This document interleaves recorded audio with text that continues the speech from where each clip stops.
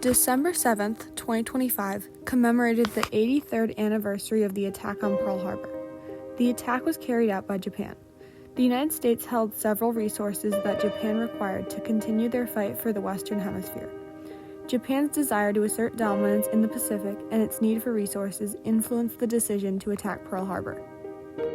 The United States and Japan have had a tense relationship for decades. The 1800s brought a new era of trade routes. One of the most significant routes included the one used for trade between the United States and China. The Japanese were not happy with this arrangement because they weren't part of the route, but it passed through their territory. The Western and Eastern hemispheres became known as the spheres of influence, with the U.S. controlling the East and Japan aiming for control over the West. In 1931, Japan invaded Manchuria, China, for resources. This invasion kick-started the war with China that began in 1937.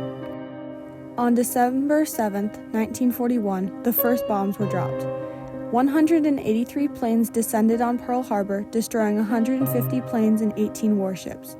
Along with this was the loss of over 2,400 lives.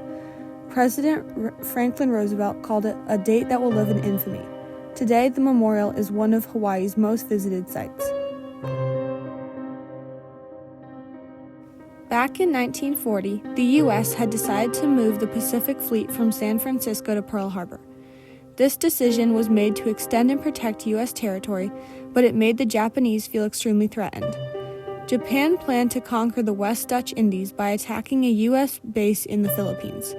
To build alliances, Japan signed the tripartite theory with Germany and Italy in 1940 and a neutrality pact with the Soviet Union in 1941. These new relationships with allies allowed Japan to move troops with little to no interference. Japan's goal of conquering the Western Hemisphere played a major part in the attack on Pearl Harbor. The friendly relationship between the U.S. and China made America a strong target for Japan. In 1940 and 1941, the U.S. began sending aid to China while putting an embargo on anything to Japan. This was problematic for Japan because the U.S. had been its biggest provider of steel and petroleum. With 94% of Japan's oil being imported, they were unable to continue their fight against China. This act of sabotage from the U.S. put the country in Japan's crosshairs. Pearl Harbor was an ideal target due to its lack of security, large base, multiple airfields.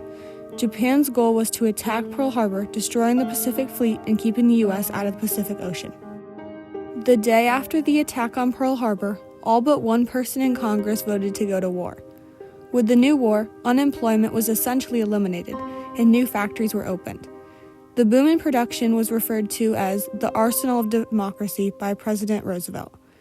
The United States saw a surge in defense spending from $1.5 billion in 1940 to $81.5 billion in 1945. The mainland of the U.S. was never invaded. However, several enemy submarines were spotted offshore, and America eventually won the war after the bombing of Hiroshima in Japan. It could be argued that the attack on Pearl Harbor could have been altogether avoided by cooperation between the United States and Japan.